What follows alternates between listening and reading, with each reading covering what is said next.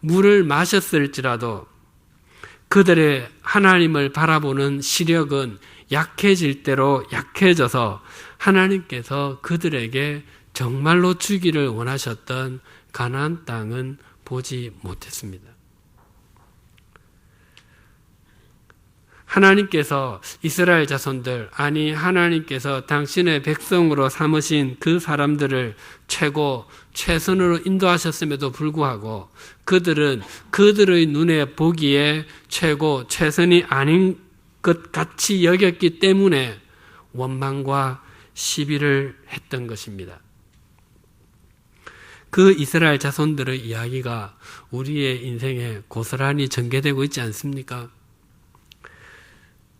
그들에게는 성경이 없었고 그들 앞에 좋은 샘플이 없었기 때문에 그러했다 할지라도 우리들에게는 하나님의 말씀도 있고 지난 수천 년 동안 수없이 많은 믿음의 사람들이 하나님의 인도하심은 당장에는 최선이 아닌 것처럼 보인다 할지라도 그 하나님의 인도하심만큼 최선의 것이 없다고 수도 없이 많이 증언했음에도 불구하고 우리들은 그것을 잘 믿지 않습니다.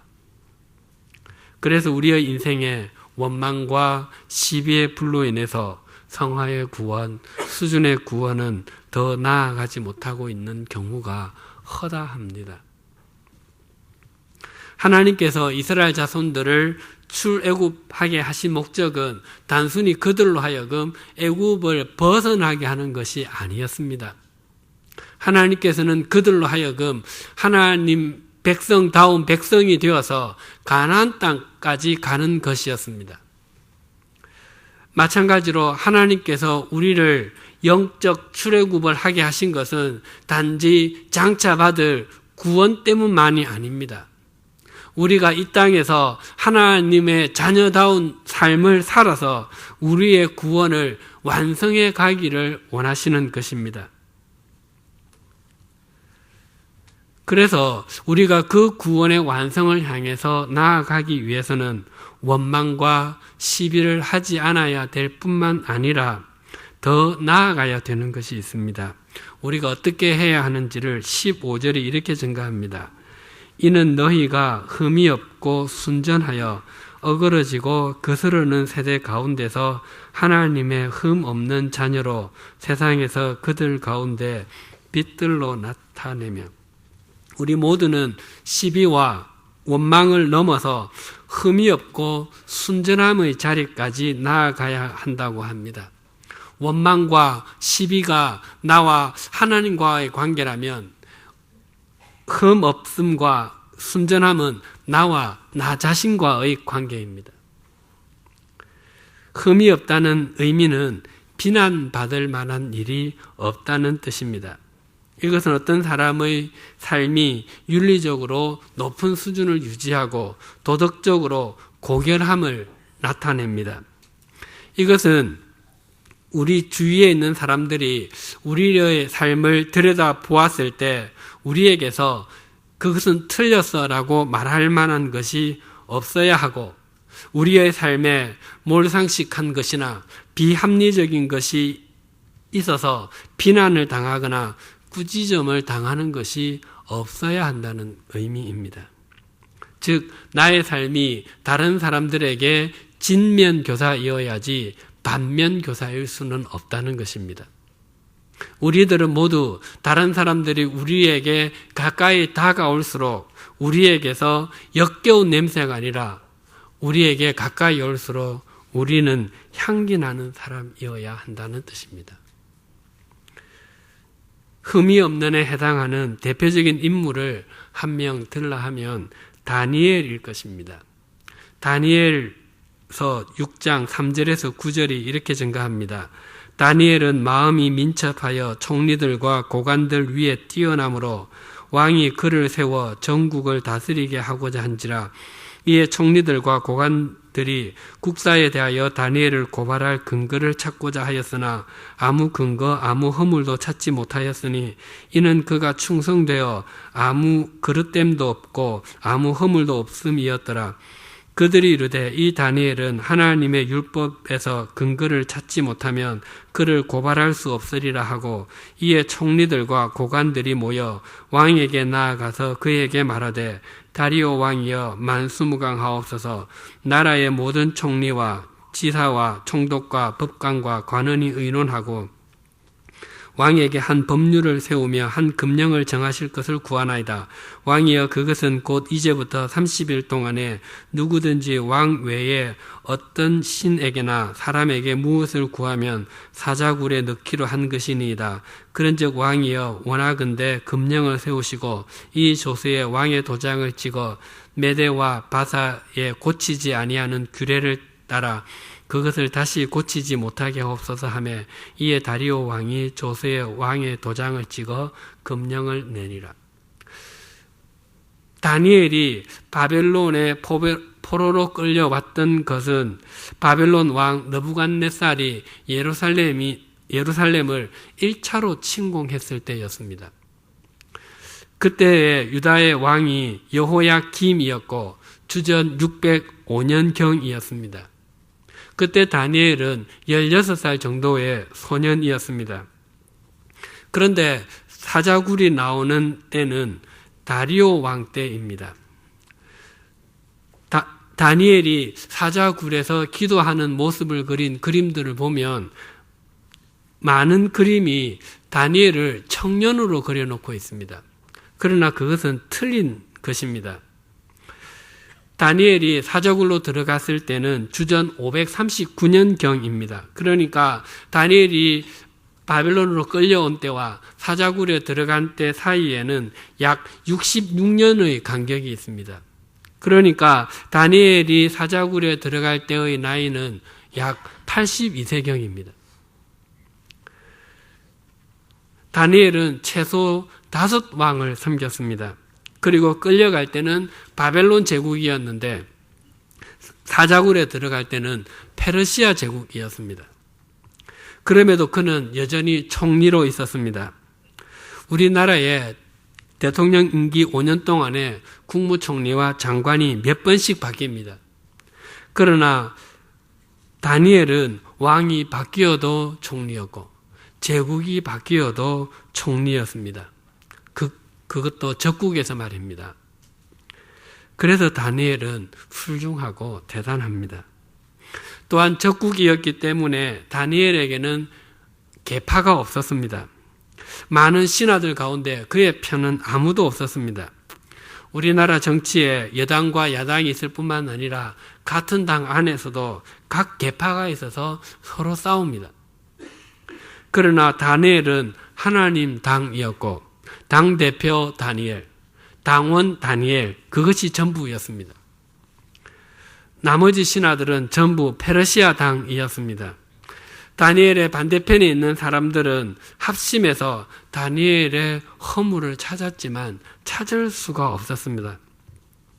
지금으로 하면 혹시 돈으로 책 잡을 것이 있는가 해서 그와 관련된 모든 장부를 뒤져보고 계좌 추적을 해봤지만 1원 하나 흠잡을 것이 없었습니다.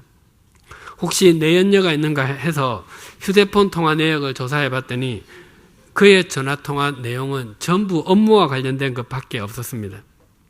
혹시 가정에 문제가 있는가 해서 확인해봤더니 그 집은 참기름과 깨소금은 먹지 않고도 살 정도였습니다. 다니엘을 반대하는 사람들에게는 권력도 있었고 금력도 있었고 정보력도 있었습니다. 그럼에도 불구하고 다니엘에게서 비난할 만한 것을 찾을 길이 없었습니다.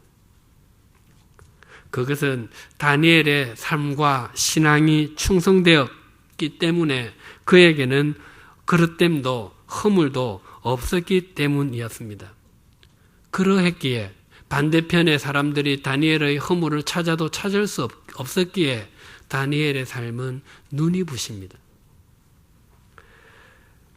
순전하다의 뜻은 불순물이 섞이지 않다의 뜻입니다. 특별히 이 단어는 상대가 나에게 악한 의도를 가지고 나옴에도 불구하고 자신의 고결함을 유지하는 것입니다. 흠이 없다가 외적인 고결함이라면 순전함은 내적인 고결함입니다. 그러니까 우리 그리스도인들은 내적으로 외적으로 정결하고 순수함을 구하는 사람들입니다. 순전하다에 떠오르는 사람은 에서더입니다.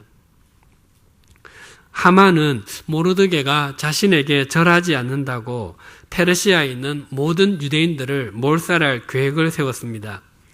12번째 달 13일을 제비를 뽑고는 그날에 모든 유대인들을 죽이고 그 재산을 몰수하기로 전국에 조서를 내렸습니다.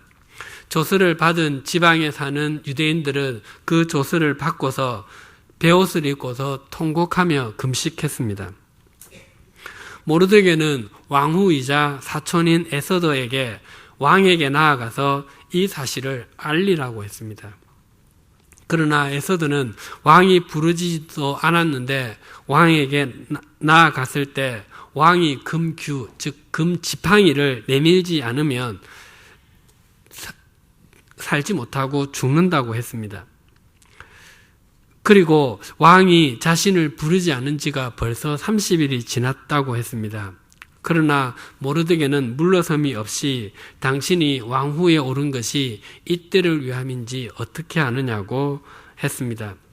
그때의 에스더는 이렇게 결단했습니다. 에스더서 4장 16절이 이렇게 증가합니다.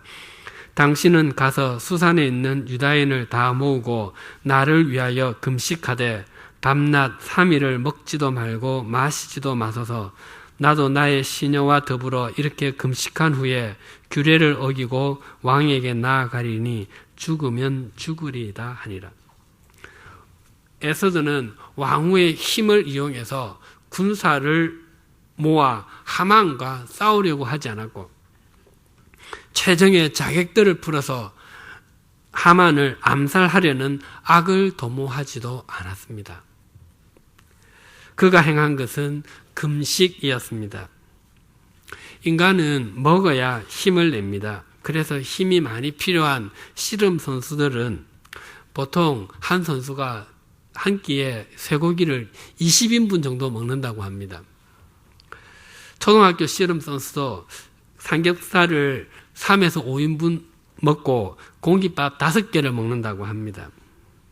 그렇게 많이 먹는 이유는 그 먹는 것이 힘이 되기 때문입니다.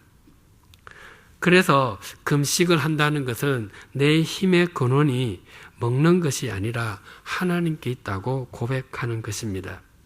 에서드가 금식을 하는 것은 자신의 생각이나 자신의 삶에 불순물을 섞지 않고 모든 것을 하나님께 의지하겠다는 결단이었던 것입니다. 우리의 삶이 흠이 없고 순전해야 하는 이유는 이 세상이 어그러지고 거스르는 세대이기 때문입니다. 어그러지는 것은 겉으로 휘어져서 왜곡되는 것이고 거스르는 것은 속으로 휘어져서 왜곡되는 것입니다. 이 세상은 언제나 맛이 없고 부패하면서도 그렇지 않다고 하고 또 어두움이고 갈 길을 몰라 하면서도 비치고 갈 방향을 갖고 있다고 사람들을 세뇌합니다. 자신이 굽어 있으면서도 굽어 있지 않다고 합니다. 15절을 다시 봉독하겠습니다.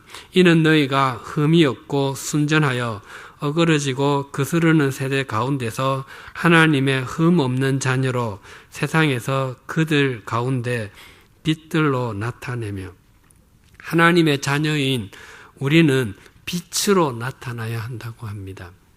여기서 말하는 빛은 발광체, 별을 가리키는 말입니다. 그래서 빛들이라고 복수형으로 되어 있습니다. 즉 우리 각자의 삶이 달이고 태양이고 북극성이어야 한다는 의미입니다. 우리 삶 가운데 남들보다 선한 행실이 포함이 되어 있어서 그것이 다른 사람들에게 뭔가를 비추는 정도가 아니라 우리의 인생 전체가 세상 사람들과는 완전히 달라서 그들에게 우리의 삶이 모델이 되고 좋은 샘플이 되어야 한다는 의미입니다.